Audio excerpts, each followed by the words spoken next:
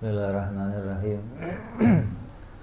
Assalamualaikum warahmatullahi wabarakatuh. Waalaikumsalam warahmatullahi wabarakatuh. Al-Fatihah ila ruhi Sayyidina Habibina Syafi'ina Rasulullah Sayyidina Muhammad ibn Abdullah sallallahu alaihi wa ala alihi wa sahbihi wa azwajihi wa dhurriyyatihi min dhayya'li darajati bil jannah wa yanfa'una bi asrarihim wa anwarihim wa ulumihim wa nafahatihim wa barakatihim fid dini wa dunya wal akhirah ويجعلنا من حزبهم يرزقنا محبتهم ويتوفنا على ملتهم ويحشرنا في زمرتهم بالعافية وسلامة لهم الفاتحة. أعوذ بالله من الشيطان الرجيم. بسم الله الرحمن الرحيم. الحمد لله رب العالمين الرحمن الرحيم مالك يوم الدين. إياك نعبد وإياك نستعين اهدنا الصراط المستقيم صراط الذين أنعمت عليهم غير المغضوب عليهم ولا الضالين آمين. بسم الله الرحمن الرحيم. نويت التعلم والتعليم والتذكر والتذكيرا والنفع والانتفاع والإفادة والاستفادة والحث على التمسك بكتاب الله وسنة رسول الله صلى الله عليه وسلم ودعاء إلى الهدى والدلالة على الخير ابتغاء مرضاته وقربه وثوابه وحسن الخاتمة والعافية وصلاح العاقبة. Bismillahirrahmanirrahim. Alhamdulillahirabbil alamin wa bihi nasta'inu ala umuri dunya waddin.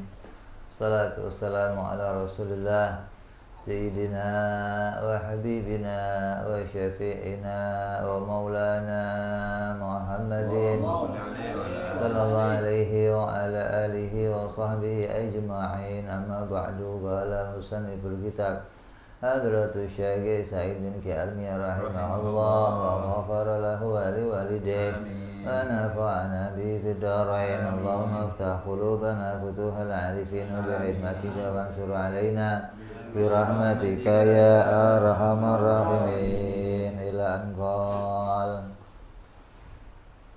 sampai pada sifat maknawiyah.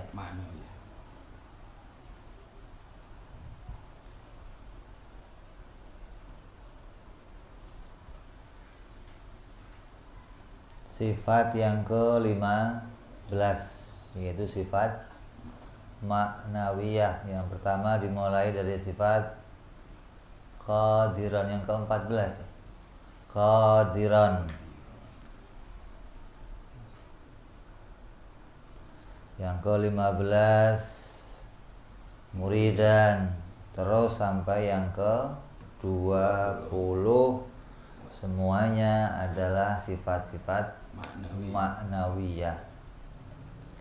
Sifat maknawiyah adalah sifat yang melazimi sifat ma'ani. Artinya sifat yang apabila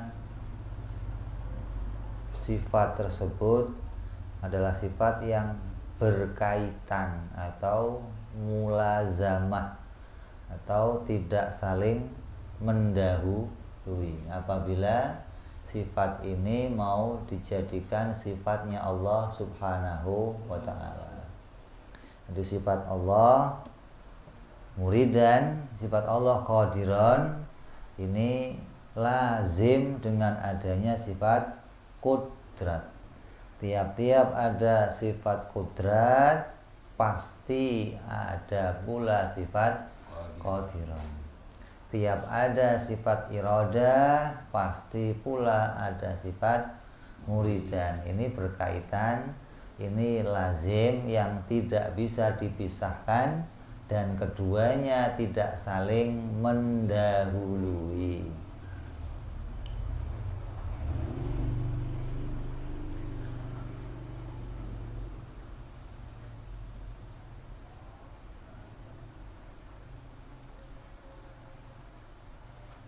Qadiran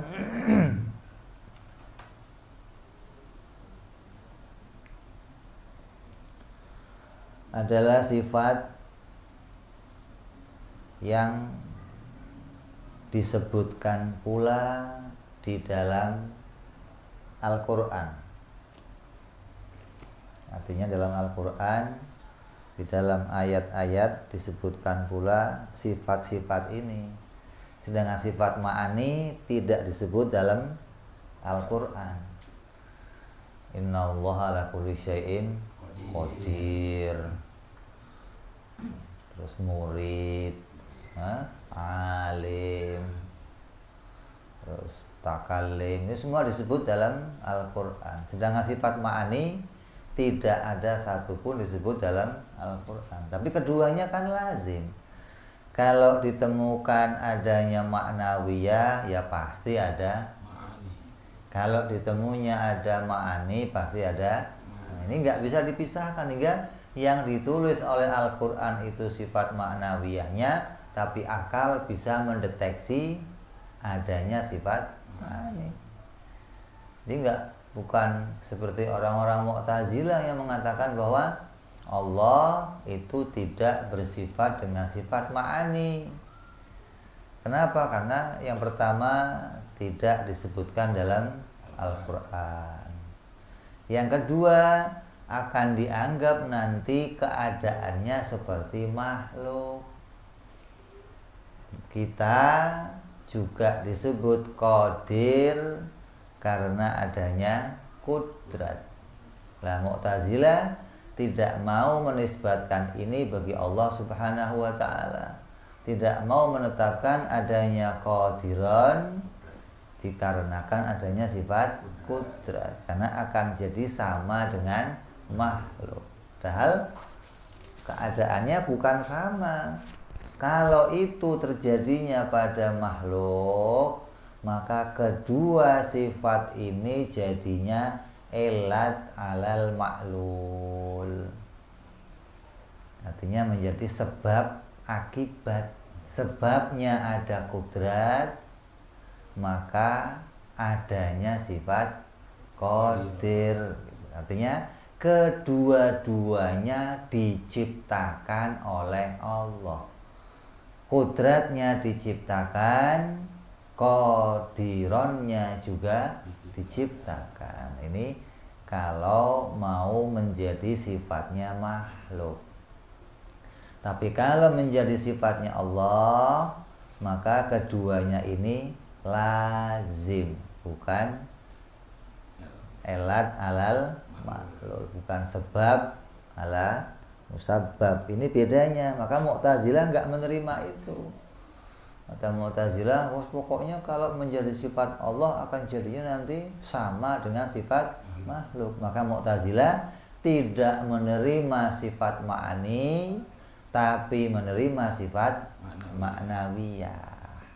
Masih mendingan orang-orang Mu'tazilah. Artinya masih menerima Allah itu pada dirinya ada zatnya. Qadiron dianggap sebagai zat, muridan dianggap sebagai zat. Artinya masih menganggap bahwa pada Allah itu ada zatnya. Nah, sedangkan orang-orang filsafat lebih parah lagi, nggak menganggap keduanya, wala zat wala sifat. Ini lebih parah keadaannya.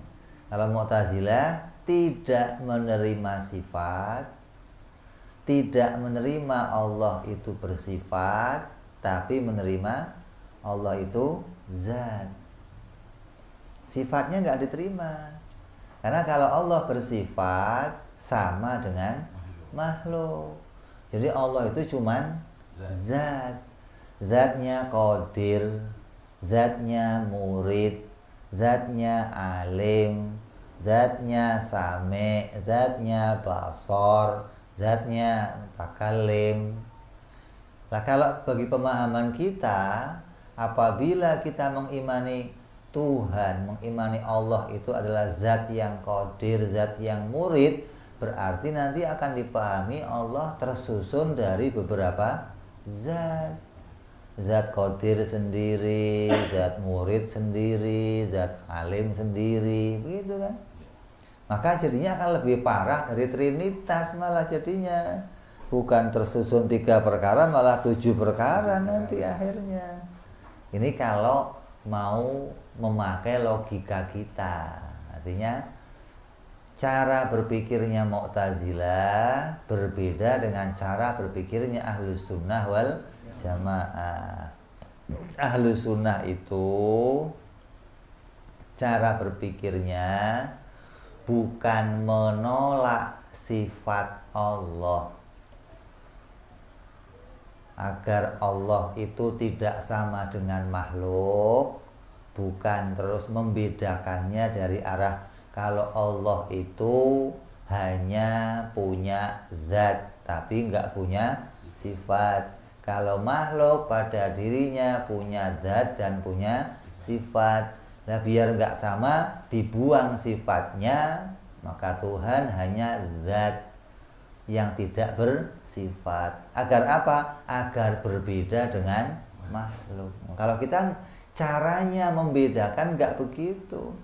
Allah itu zat yang bersifat, makhluk juga zat yang bersifat. Karena akal nggak bisa menerima adanya suatu zat tanpa adanya sifat. Nah, bedanya bagaimana? Oh, bedanya kalau zatnya makhluk jirim, sifatnya makhluk a'rad. Kalau zatnya Allah bukan jirim, sifatnya Allah bukan a'rad. Kita menemukan gambaran ketuhanan dari arah itu. Artinya Allah itu tetap zat yang bersifat, tapi zatnya dan sifatnya mukhalafah lil hawadis. Itu keimanan kita harus begitu. Adapun Mu'tazilah berbeda. Oh, agar Allah beda ya mestinya dibuang sifatnya. Jadi Allah beda, hanya zat doang yang nggak pakai sifat. Nah, bagi kita pemahaman seperti ini batal. Itu sama aja kamu punya peci yang kekecilan, pecinya kekecilan, terus kepalanya dipangkas biar pecinya pas. Itu kira-kira pemikiran bagaimana begitu? Waras apa nggak waras itu? Artinya biar sesuai dengan keinginan kita, dia membuang sesuatu yang penting gitu loh. Lawang kepala dibuang, disesret kan demi peci kan, ini waras apa nggak waras? Mestinya bukan kepalanya yang disesrek, bukan, pecinya tuker, goblok yang lebih gede, begitu dong. Masa kepalanya disesrek? Nanti kalau sepatu kekecilan gimana? Jempol disesrek gitu. Hah? Jempol dibuang, jentik dijembang, nih baru pas nih Pak. Oh ya sudah, lu jalan dah pakai. 2,3 lagi sepatunya. LB lagi kena.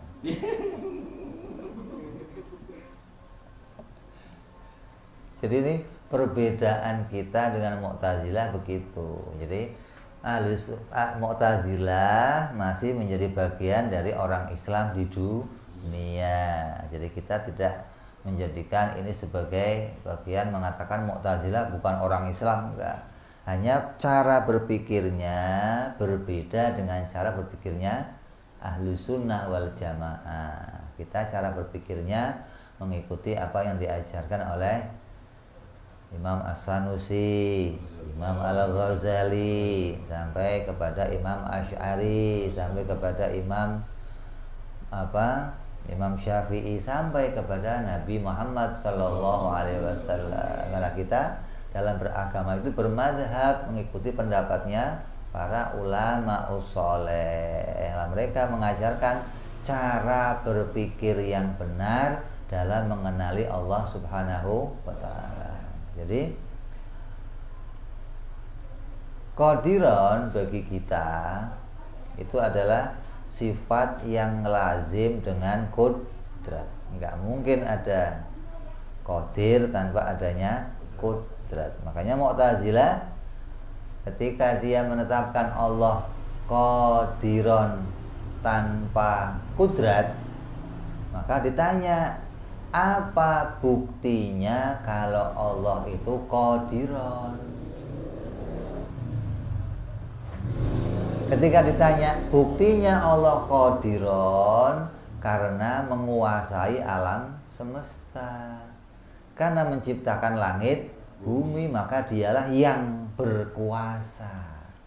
Jadi Allah disebut sebagai zat yang berkuasa karena menguasai sesuatu.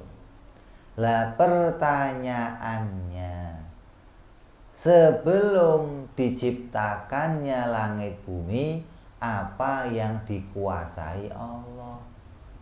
Lah kalau nggak ada berarti nggak qadir dong, nggak berkuasa dong. Berarti berkuasanya baru setelah menciptakan langit bumi. Ini pendapat yang nggak sepaham lagi dengan kita, gitu loh. Nah kita paham gimana? Apa buktinya kalau Allah itu qadiron? Bagi kita buktinya adalah karena bersifat kudrat. Karena adanya sifat kudrat, maka Allah bersifat pula qadiron. Gitu loh. Nah, gambarannya kayak apa? Gambarannya seperti yang nyata kita lihat. Kalau kamu melihat orang duduk, kamu lihat orang duduk. Ketika ditanya, kamu lihat Habib Adnan duduk, ditanya, Habib Adnan lagi ngapain? Oh, lagi duduk. Dia orang yang sedang duduk. Kenapa disebut orang yang sedang duduk? Karena punya sifat duduk. Lah kalau dia tidak duduk tapi disebut orang yang duduk, gimana? Bisa nggak?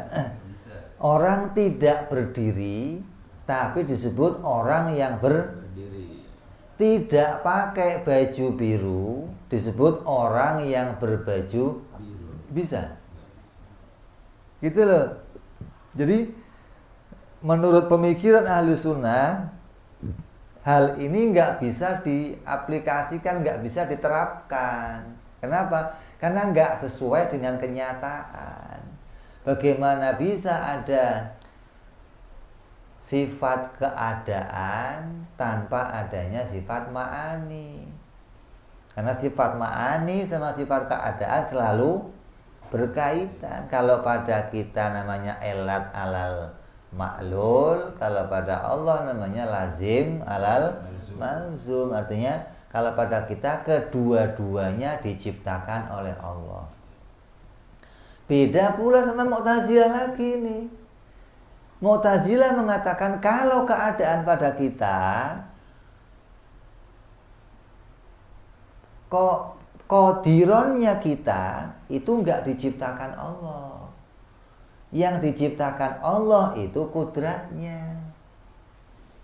Allah menciptakan kemampuan pada kita. Maka berarti kita punya sifat mampu. Dengan adanya sifat mampu itu memunculkan pekerjaan pada kita sehingga kita disebut orang yang mampu. Jadi orang yang mampu itu muncul dengan sendirinya karena adanya sifat mampu. Jadi bukan elat alal ma'lul. Jadi si elat, si ma'lulnya enggak diciptakan oleh Allah.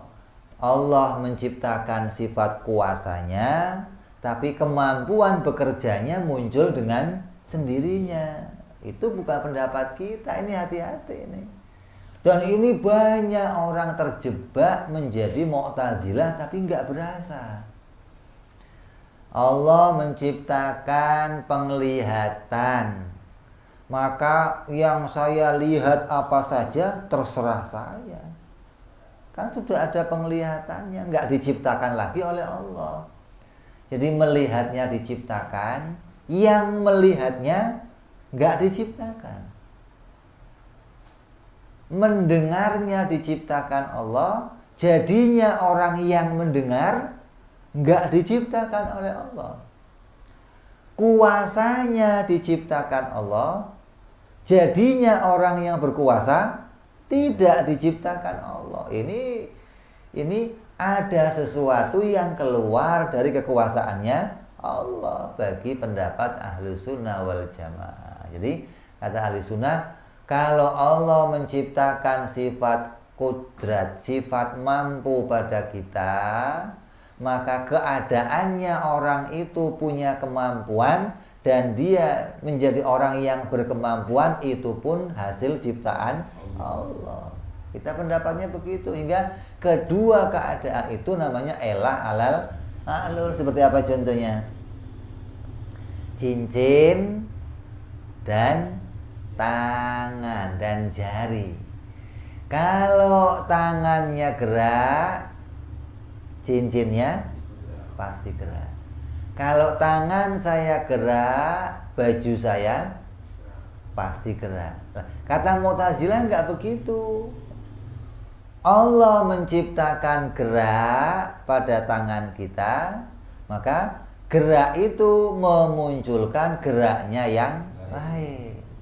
Jadi geraknya baju ini dimunculkan oleh geraknya tangan, bukan diciptakan oleh Allah. Kalau kita berpendapat geraknya tangan diciptakan Allah, geraknya baju juga diciptakan Allah. Bukan Allah hanya menciptakan geraknya tangan, sedangkan geraknya baju muncul sendiri karena adanya gerak tangan.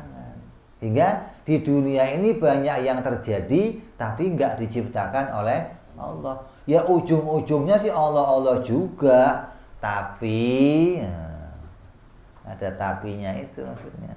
Allah cuman menitipkan kekuatannya doang. Nih, memang sih Allah juga, tapi cuman titip kekuatan. Dengan kekuatan itu muncul yang lain dengan sendirinya. Ini nggak boleh. Ahlus Sunnah punya paham seperti itu, ya. Jadi kita harus punya paham qadiran yang ada pada kita diciptakan oleh Allah, maka kudrat yang ada pada kita juga diciptakan oleh Allah. Ini harus jadi pendapatnya Ahlus Sunnah, harus punya pendapat demikian. Jangan sampai pendapatnya mengikuti pendapat orang-orang Mu'tazilah, apalagi sampai ke filsafat. Itu menolak kedua-duanya, malah zat ditolak, sifat ditolak. Dalam Mu'tazilah masih menerima zat, menolak sifat. Ya walaupun pincang jalannya, masih jalan-jalan juga. Jalan pakai satu kaki. Kalau filsafat sudah nggak jalan sama sekali, ketuhanannya dibuang sama dia, hingga nggak bisa dikenali apapun tentang Tuhan menurut orang filsafat. Kalau Mu'tazilah masih bisa dikenali, hanya Tuhan itu zat doang yang tidak bersifat. Ahli Sunnah berpendapat Allah itu zat yang bersifat. Berarti sama dong dengan makhluk. Oh, beda zatnya, beda sifatnya. Jangan untuk membedakan dibuang salah satunya. Oh, itu super parah itu. Tandanya Mu'tazilah itu cara berpikirnya nggak sama dengan cara berpikir Ahlus Sunnah. Nah, sekarang kita omong indra, alat indra yang ada pada kita itu cara kerjanya sedunia sama, ya? Cara kerjanya mata sama, hasilnya sama. Matanya orang Mekah sono ngelihat ini apa? Ya sama, nggak terus. Matanya orang sono beda, Beb, nggak biru lihatnya, kalau begini lihatnya kuning, Beb. Berarti matanya pakai kacamata kuning kali. Kalau mata normal akan nemunya sama. Lidah yang normal akan minum Coca-Cola ya sama. Susu yang di sana diminum manis, di sini manis, nggak ada terus. Oh, ini rasanya karena resep buatan sana di sini beda. Ya nggak ada, wong lidahnya sama, ya nemunya sama. Kuping di sana main musik di sana enak, di sini juga enak. Oh, ini mah musik enaknya di sana doang, di sini nggak enak.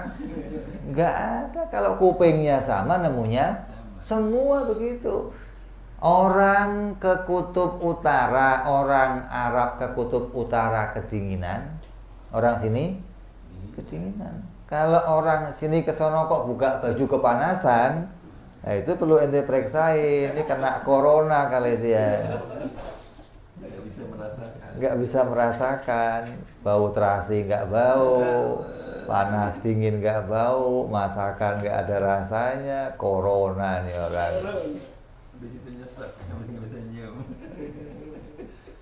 Jadi indera itu nemunya harus sama. Akal pun begitu, gitu loh. Akal dibikin oleh Allah satu macam, maka nemunya harus sama. Kalau sudah cara berpikirnya berbeda, hasilnya ya beda. Lah kalau sudah hasilnya beda, berarti sudah keluar dari pedomannya Ahlus Sunnah wal Jamaah. Makanya Mu'tazilah itu cara mikirnya tidak sama dengan cara mikirnya kita. Maka harus hati-hati, jangan berpikir mengikuti pendapat orang-orang Mu'tazilah. Maka cirinya Ahlus Sunnah yang bagaimana? Kalau di musola, di masjid, di majelis taklim masih diajarkan sifat wujud, qidam, baqa, Ahlus Sunnah. Udah nggak ada lain, nggak ada. Kalau sudah di tempat-tempat itu nggak diajarkan sifat wujud, qidam, baqa, bukan Ahlus Sunnah. Ini ciri namanya. Ini alamat, ini kode etik yang tidak bisa terbantahkan. Kalau kamu pakai kodenya lain ini, apa buktinya di Ahli Sunnah? Oh, tahlilan, oh repot. Nanti kalau nggak pas tahlil, ini bukan Ahli Sunnah, gitu ya. Tazilah. Apa buktinya di Ahli Sunnah? Oh, maulidan. Buktinya Ahli Sunnah apa? Kalau sholat sedekap, ini nggak ada hubungannya semua. Oh, buktinya Ahli Sunnah kalau tahiyat lurus, nggak goyang. Oh, nggak ada hubungannya, nggak ada. Kalau Ahli Sunnah itu kalau kunut sholat pakai kunut. Ini itu bukan alamat. Itu semua hanya pakaiannya Ahli Sunnah. Pakaian itu boleh dipakai, boleh nggak dipakai. Kalau ada Ahli Sunnah kok lupa baca kunut terus bukan Ahli Sunnah gitu. Makanya alamatnya Ahli Sunnah harus dicatat. Itu yang masih mengajarkan sifat-sifat Allah gitu. Karena yang menerima Allah itu zat yang bersifatan, itu hanya Ahlu Sunnah wal Jamaah. Mu'tazilah tidak menerima lagi Allah sebagai zat yang bersifatan, tapi dia hanya menerima Allah itu zat tanpa sifat. Makanya ketika ngomong qadir, qadir itu diterima oleh Mu'tazilah, tapi bukan sebagai sifat, tapi sebagai zat. Maka qadir bila kudrat. Qadirnya enggak karena adanya sifat kudrat. Muridannya tidak karena adanya sifat iradah. Alimnya enggak karena sifat ilmu. Ini kan kata kita aneh. Jadi kalau kata kita, kalau ada orang alim, ada orang disebut alim, pasti karena adanya sifat ilmu. Masa pada dirinya nggak ada ilmu, ini orang nggak punya ilmu, tapi alimnya luar biasa. Bisa begitu? Bisa begitu? Lu pegang jidatnya, lu rada anget ya gitu. Dari zuhur sampai isya nggak ngomong sama alim. Wah, alimnya nih orang. Ada ilmunya? Nggak ada. Tapi alimnya luar biasa. Bagaimana ada alim tanpa ilmu? Ada qadir tanpa qudrat. Ini pendapat inilah yang harus menjadi pedoman kita sebagai Ahlus Sunnah wal Jamaah. Jangan sampai keluar dari pendapat ini. kamu keluar dari pendapat ini, maka kamu akan jadi Mu'tazilah. Maka sekarang banyak orang-orang yang menganggap bahwa saya punya aktivitas, ya, saya bisa kerja, bisa jalan, bisa makan, bisa duduk, bisa. Ya, ini muncul dari diri saya sendiri. Lah Allah menciptakan apa pada kamu? Allah hanya menciptakan kekuatannya saja. Dengan kekuatan itu muncullah sesuatu yang lainnya tanpa diciptakan oleh Allah. Sama saja Allah menciptakan kudratnya. Kudrat memunculkan qadirannya. Allah menciptakan ilmunya. Si ilmu menciptakan alimnya. Oh, itu bukan pendapat kita. Kita punya pendapat ilmunya diciptakan Allah, alimnya pun diciptakan Allah.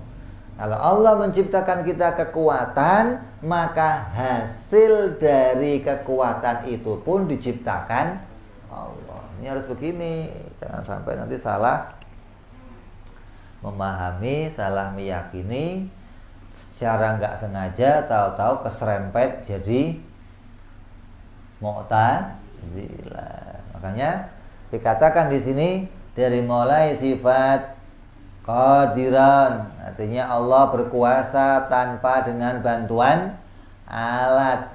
Yang namanya berkuasa bagi Allah itu nggak butuh bantuan segala sesuatu. Kalau kita disebut yang berkuasa karena adanya bantuan, adanya pertolongan. Kemudian muridan, disebut muridan, Allah yang berkehendak. Tapi yang berkehendak bagi Allah itu nggak pakai menimbang, nggak pakai mikir. Kenapa? Karena Allah tidak mencari keuntungan. Sedangkan kita berkehendak, kita qadir, kita murid yang menentukan, tapi keinginan kita disertai dengan menimbang karena banyak perhitungan, karena ada yang kita harapkan untuk menjadi hasil.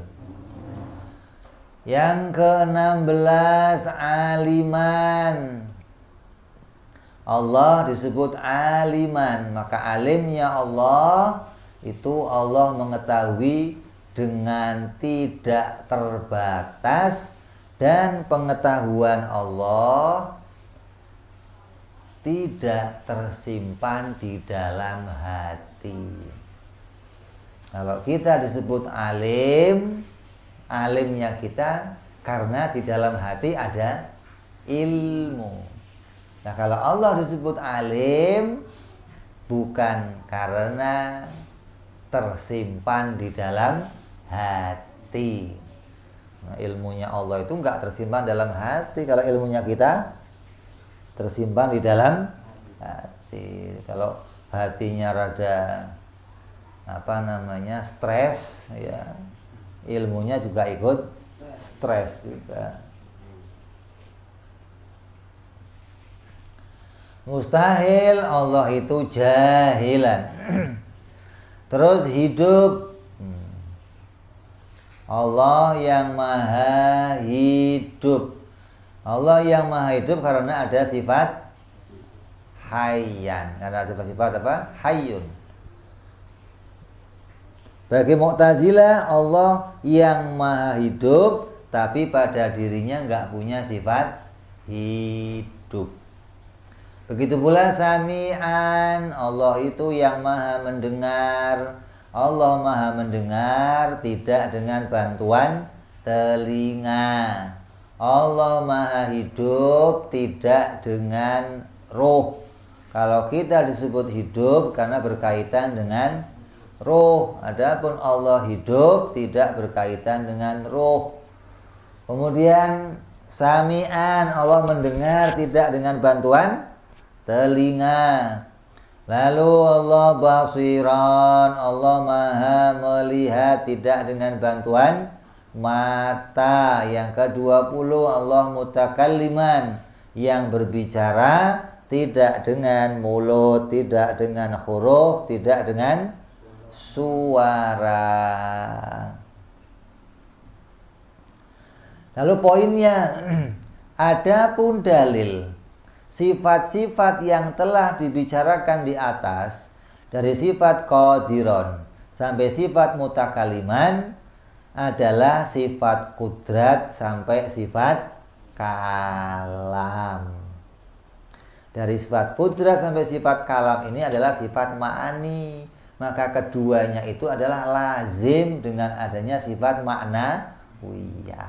Lah kalau Mu'tazilah ditanya, apa buktinya Allah qadiron? Menciptakan langit bumi. Apa buktinya Allah muridan? Menentukan segala keadaan-keadaan makhluk. Apa buktinya Allah itu aliman? Bisa bikin langit bumi. Apa buktinya Allah hidup? Karena menciptakan kehidupan. Kalau ditanya lah, kalau menciptakan kematian, nanti yang maha mati gitu. Karena menciptakan kehidupan, jadi yang maha hidup. Ini pendapat Mu'tazilah. Kita tidak boleh berpendapat seperti itu. Kita punya pendapat Allah itu disebut yang maha hidup karena adanya sifat hidup pada dirinya. Begitu dong.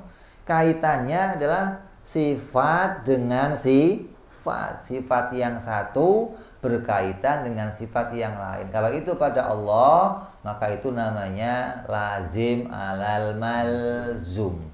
Kalau itu pada kita namanya apa? Elah alal ma'lul. Nah, ini bedanya keadaan kita. Artinya bedanya keadaan yang keduanya itu diciptakan dengan keadaan yang keduanya tidak diciptakan. Kalau adanya pada Allah, gimana keduanya? Lazim malzum, nggak diciptakan.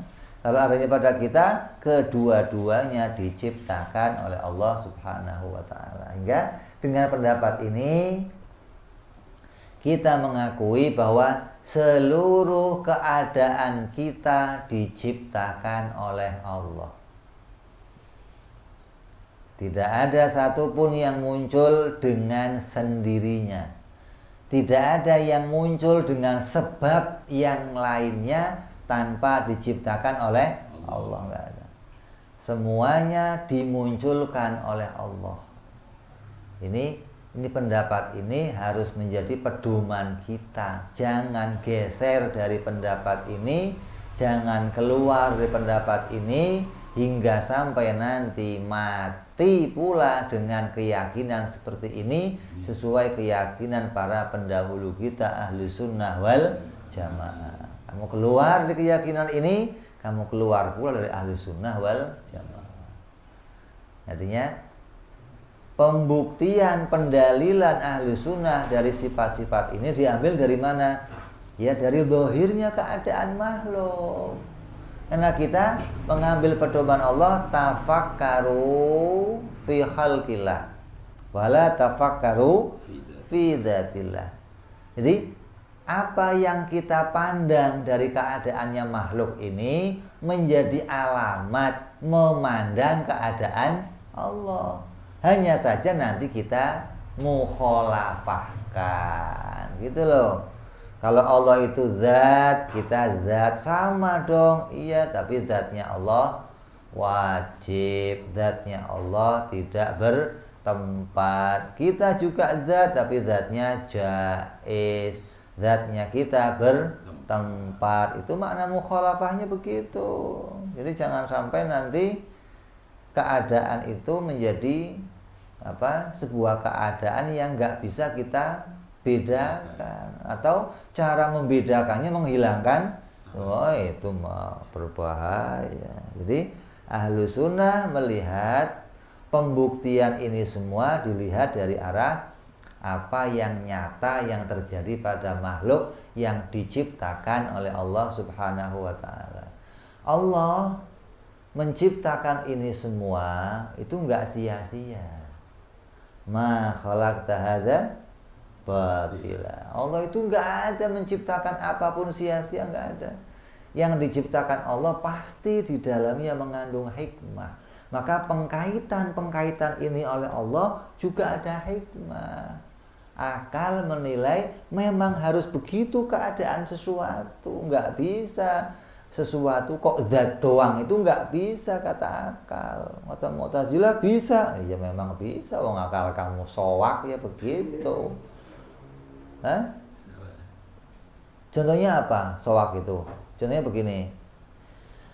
Ada orang punya mata, tapi yang dilihat semuanya merah semua. Nggak bisa lihat selain merah. Artinya ngelihat hijau ya merah, ngelihat kuning ya merah, lihat hitam. Kayak contohnya kamu lihat TV, TV-nya warnanya rusak. Coba kalau kamu lihat TV, TV itu kan 3 warna pokok, R, G, B, red, green, blue.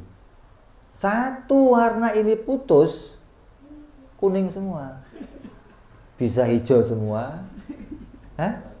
Itu mau yang muncul Jokowi ya kuning, yang muncul UAS ya kuning, yang muncul HRS ya kuning. Sudah nggak lihat-lihat ya, apa aja kuning.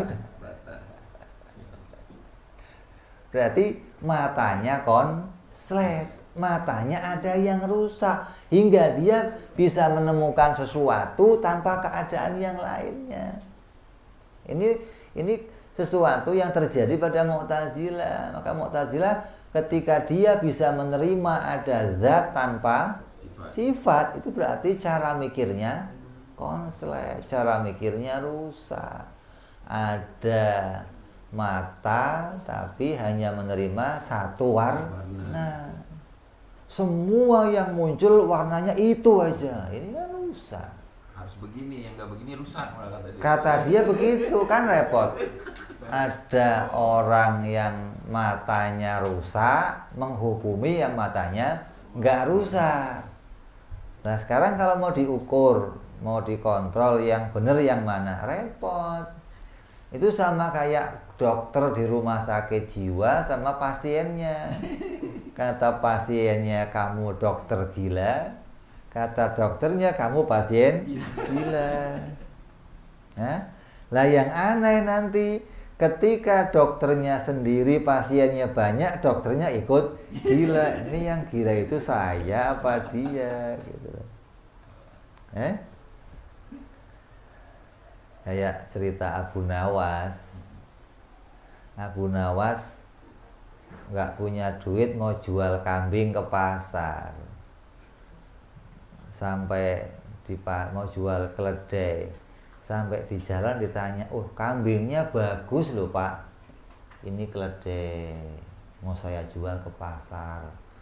Kambing kok dinaikin, kalau keledai dinaikin, ini keledai bukan kambing. Oh ya sudah, terserah kamu, jalan lagi.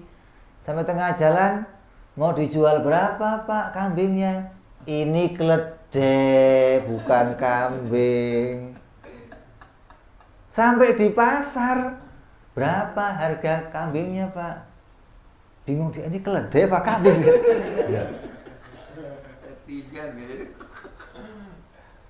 Kompak sepasar ngomong itu kambing. Nah dia pusing, ini kambing apa? Nah itu begitu. Orang matanya rusak, mau nghukumin yang matanya sehat. Mu'tazilah yang akalnya nggak normal, mau ngukumin yang akalnya normal. Lah, kalau Mu'tazilah sedunia, kamu jadi Mu'tazilah akhirnya. Ini yang waras saya apa dia? Gitu. Saking banyaknya mereka, hingga yang waras jadi ikut. Kayak kamu kalau jadi dokter di rumah sakit jiwa, hati-hati harus punya ini. Fondasi yang kuat. Yang waras saya, yang waras.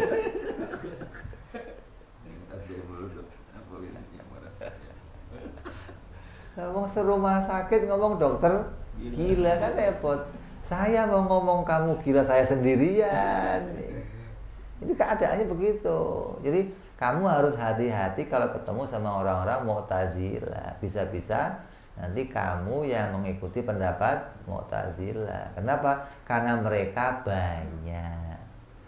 Nah, ketika banyak membingungkan kamu yang waras. Nah, bayangkan, wong keledai diomong kambing. Gara-gara apa? Sepasar ngomong kambing. Akhirnya apa kata Bu Nawas? Ya sudah, ini kambing saya mau saya jual. Ini kambing. Lah gitu. Ini keledai, enggak, saya enggak beli keledai, saya mau beli kambing aja. Ini kalau saya ngomong keledai enggak laku. Kalau saya ngomong kambing saya gila. Udahlah kambing aja lah, yang penting dapat pulus. Itu orang. Ini buat gambarannya. Jadi harus hati-hati ini. Jangan sampai kamu keserempet jadi Mu'tazilah hanya gara-gara kamu sedikit mereka banyak, kamu yang keder. Jadi walaupun kamu satu, sedunia kafir semua, kamu harus tetap Ahlus Sunnah wal Jamaah.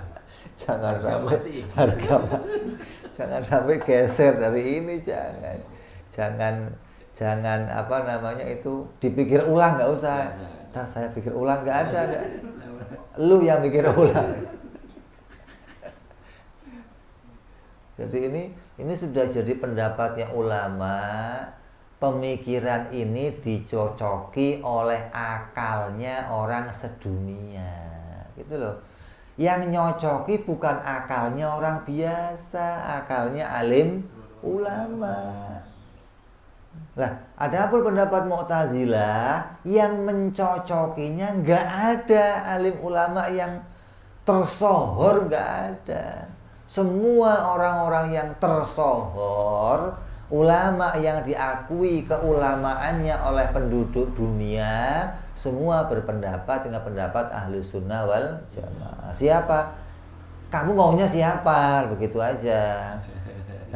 Dari mufassirin, muhaddisin, dari para ahli nuhat, pada ahli sejarah, semua ahli fikihnya, semua berpendapat dengan pendapatnya Imam Abu Hasan Al-Asy'ari. Jadi mereka ini sudah berpedoman dengan pedoman Imam Asy'ari sejak zaman salafuna soleh. Kapan salafuna soleh? Salafuna soleh orang yang hidup pada kurun 300 Hijriyah. Jangan dibatasi, batasnya pokoknya terakhir Imam Ahmad bin Hambal tahun 250, setelahnya nggak ada. Oh, nggak begitu. Kurunnya adalah 300 Hijriyah. Ini pendapat mayoritas para ulama. Hingga siapapun yang hidup di kurun itu, mereka menjadi salafuna soleh. Gitu loh. Imam Syafi'i di kurun itu, Imam Ahmad di kurun itu, Imam Hambali di kurun itu, Imam Bukhari di kurun itu, Imam Muslim sampai Imam Asy'ari di kurun itu, Imam Maturidi di kurun itu, ahli tafsir kita Imam Jalalain di kurun itu. Jadi semua yang menjadi pedoman kita hidupnya di kurun salafuna soleh. Lah, siapa orang yang hidup di zaman itu? Orang yang hidup di zaman itu semuanya orang-orang istimewa, yang pengetahuan agamanya istimewa, yang mereka bisa menghafalkan jutaan hadis, bisa ngerti tafsir, bisa ngerti segala macam keilmuan agama. Hingga kalau kita melihat keadaan mereka ketika mereka memutuskan satu orang jadi pedoman hukum, itu disepakati oleh seluruh orang alim. Bukan yang nyepakati orang awam kayak kita, voting suara terbanyak itu kepepet namanya. Nggak ada lagi pedoman hukum, nggak ada pedoman ilmu. Mereka nggak begitu. Mereka menyepakati Imam Syafi'i sebagai salaf. Kenapa? Karena kemampuan ilmunya nggak tertandingi pada masa itu, diakui oleh seantero dunia pada masa itu. Semua bisa mendapatkan solusi dari semua permasalahan dijawab oleh Imam Syafi'i. Tandanya ini bukan orang yang biasa, hingga diangkat sebagai mujtahid. Sampai pula Imam Abu Hasan Al-Asy'ari diangkat sebagai mujtahid. Jadi kita selesai bicara tentang sifat ma'nawiyah. Yang sifat ma'nawiyah ini didalili dengan adanya sifat ma'ani. Karena sifat ma'ani itu ada 7, maka sifat ma'nawiyah juga ada 7. Kenapa kok cuma 7, Bib? Enggak lebih. Akal kita hanya sanggupnya segitu, enggak sanggup nilai lebih. Sama aja kayak kamu, kenapa sih not itu cuma do re mi sampai 7, enggak lebih? Kok enggak 10 not gitu, apa 21 not gitu? Nah, memang namanya akal manusia sanggupnya segitu, bukan not cuman segitu, bukan. Not ya enggak segitu. Kayak warna. Warna itu dulu kita beli pensil warna, isinya berapa? 12. Pensil warna dulu 24. Apa aja tambahannya? Lu hitung warnanya coba. Warna hidup ini. Jangan warna janda lu masukin. Itu ada warna janda, ada warna Abu.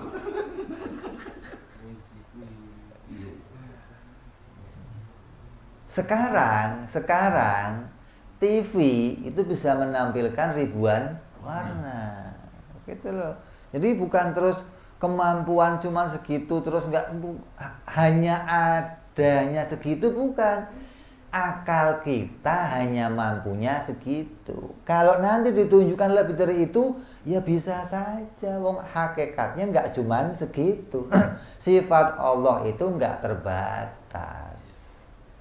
Adapun akal nemunya cuma 7 sifat ma'ani karena keterbatasannya akal. Jadi 7 sifat ma'ani ini lazim dengan adanya 7 sifat ma'nawiyah. Kedua-duanya lazim malzum, kedua-duanya tidak bisa dipisahkan, kedua-duanya tidak saling mendahului.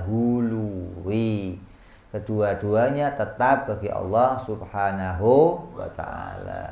Ini sifat yang kita kaji, maka ini menutup dari pembahasan kita tentang sifat wajib dan mustahil bagi Allah Subhanahu wa ta'ala. Adapun pembicaraan ini menunjukkan sifat yang wajib bagi Allah dan sifat-sifat yang mustahil bagi Allah Subhanahu wa ta'ala secara terperinci. Kenapa kok terperinci? Karena terperincinya sifat Allah itu 20. Terperinci dibicarakan wujud, qidam, baqo, jumlahnya ada 20. Semua yang 20 sudah kita bicarakan. Berarti kita sudah bicara sifat-sifat Allah secara terperinci. Adapun kemudian diwajibkan juga kepada orang-orang mukallaf agar mengimani sifat Allah pula secara ijmal atau secara global, secara garis besar. Apa yang diimani? Bahwa sesungguhnya Allah Subhanahu wa ta'ala wajib baginya bersifat dengan segala sifat-sifat kesempurnaan yang tidak terbatas. Nah, kalau sifat yang tidak terbatas, bisa nggak kita omong satu persatu? Ya nggak bisa, wong nggak terbatas. Wong kamunya terbatas.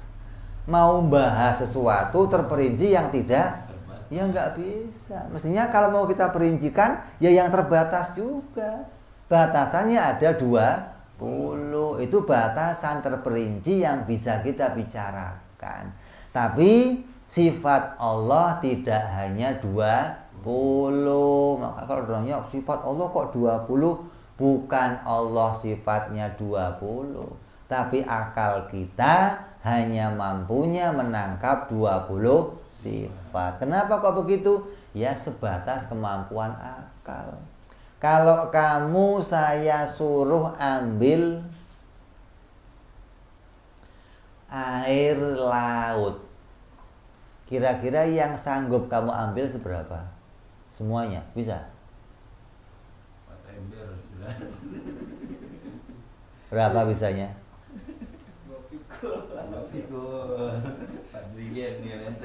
Ya bisanya tergantung alat yang kamu bawa. Kalau bawanya segayung ya segayung dapatnya. Kalau bawanya seember ya seember. Makanya bukan air laut cuma segayung kan, bukan. Bukan air lautnya seember doang, bukan. Saya bawa air laut, air gayung itu mah. Masa air laut segitu? Ini sanggupnya segini doang bawanya. Bukan air laut segitu jumlahnya, bukan. Maka sifat Allah 20 ini bukan cuma 20, tapi akal kita terbatas, nemunya hanya sanggup 20. Adapun yang wajib kita imani, sifat Allah tidak terbatas. Itu loh. Jadi sifat kesempurnaan Allah wajib kita imani tidak terbatas. Dan yang mustahil bagi Allah. Apa yang mustahil bagi Allah? Bersifat dengan sifat kekurangan. Itu mustahil. Semua sifat kekurangan yang tidak terbatas, semuanya mustahil bagi Allah subhanahu wa ta'ala. Adapun sifat mustahil yang terbatas, yang sanggup dipahami akal, jumlahnya berapa? 20. Kebalikan dari yang wajib 20. Jadi wajibnya ada 20, mustahilnya juga ada 20. Itu terperinci kita bicarakan, terperinci kita bahas. Maka sudah selesai 40 sifat itu kita bahas, yang wajib dan yang mustahil. Tapi wajib diimani pula. Yang tadi kita bahas itu hanya terbatas sekemampuan akal. Sedangkan sifat Allah secara hakikat jumlahnya tidak terbatas. Dan yang tidak terbatas itu akal hanya mau mengatakan pokoknya sifatnya Allah banyak. Akal hanya tahu begitu, bukan terus banyaknya berapa. Ya nggak sanggup akal menjangkaunya, nggak sanggup akal memerincikannya. Kalaupun kamu pakai kalkulator, paling keluarnya apa? Error. Apa lagi keluarnya? Rusak mesinnya, langsung jeblok kata orang.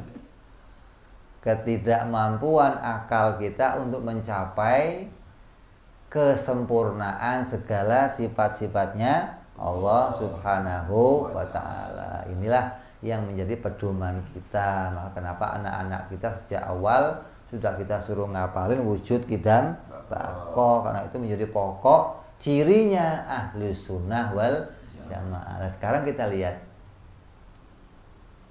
di musola udah jarang, di majelis-majelis taklim udah jarang. Padahal walaupun jarang yang membahasnya, kalau sifat-sifat itu masih dinazomkan, disyairkan, dibacakan, akan tampak terus di mana cirinya ahli sunnah wal jamaah. Jadi tempat-tempat yang kita kepingin di situ jadi benteng-benteng ahli sunnah, sampaikan sifat-sifat ini. Ini membentengi ahli sunnah. Wahabi minggir aja udah pokoknya. Mu'tazilah minggir, Syiah minggir, gak akan mau berkumpul dengan kita, gak mau. Ketika kita menyampaikan ini. Tapi ketika sudah kita gak menyampaikan ini jalannya mereka masuk, jalannya mereka menarik kita menjadi Mu'tazilah, menjadi Wahabi, menjadi Syiah. Kenapa? Sudah nggak ada pedoman ahli sunnah lagi pada diri kita. Kalau cuma tahlilan, maulidan, mereka bisa mengolah itu, mereka bisa mengatur itu semua hingga tampaknya seperti ahli sunnah wal jamaah. Kayak Muhammadiyah sudah mulai bikin maulidan, tapi acaranya apa? Duduk di kursi, cerita sejarah Nabi, nggak pakai baca rawi maulid. Ya, berarti ada maulidnya kan? Syiah apalagi paling getol bikin maulid. Mu'tazilah. Ini kalau kita mau pakai ciri itu bisa dimanipulasi, tapi yang nggak bisa ini. Makanya ini jadi pedoman kita sejak zaman salafuna soleh. Jangan tinggalkan pedoman ini sampai nanti anak cucu generasi kita, insya Allah. Jadikan ini sebagai pedoman kita sampai selama-lamanya. Mudah-mudahan kita semua dijadikan oleh Allah menjadi orang-orang yang tetap berpegang kepada ahli sunnah wal jamaah. Anak-anak kita, keturunan kita, keluarga kita semuanya selamat di dunia sampai akhirat. Mereka menjadi orang-orang yang sejalan dengan para salaf, para ulama. Mereka bisa bersama dengan Nabi Muhammad sallallahu alaihi wasallam, insya Allah. Besok perjumpaan yang akan datang kita akan masuk pembahasan perkara jaiz bagi Allah Subhanahu wa taala. Wallahu a'lam bishawab. Wa ila hadratin Nabi al-Fatihah. A'udzu billahi minasyaitonir rajim. Bismillahirrahmanirrahim. Alhamdulillahi rabbil alamin arrahmanir rahim maliki yaumiddin. Iyyaka na'budu wa iyyaka nasta'in ihdinas siratal mustaqim. Siratal ladzina an'amta 'alaihim ghairil maghdubi 'alaihim waladdallin. Amin. Ya Rabbana i'tarafna bi annana qatarafna wa annana asrafna ala ladha ashrafna علينا توبة تغسل كل حوبة وصلنا أوراتي وأمن رواتي واغفر لوالدينا ربي ومولودينا والآل والإخوان وسائر الهلان وكل ذي محبة أو جيرة أو صحبة المسلمين أجمع من ربي فضلا وجودا منا لا باكتساب منا بالمصطفى رسولي نهضى بكل سولي صلى وسلم ربي عليه عند الحبي وآله وصحبه عدد ضعف صحبي والحمد لله في البدء والتناهي سبحان ربك رب العزة عما يصفون وسلام على المرسلين والحمد لله رب العالمين. Assalamualaikum warahmatullahi wabarakatuh. Waalaikumsalam.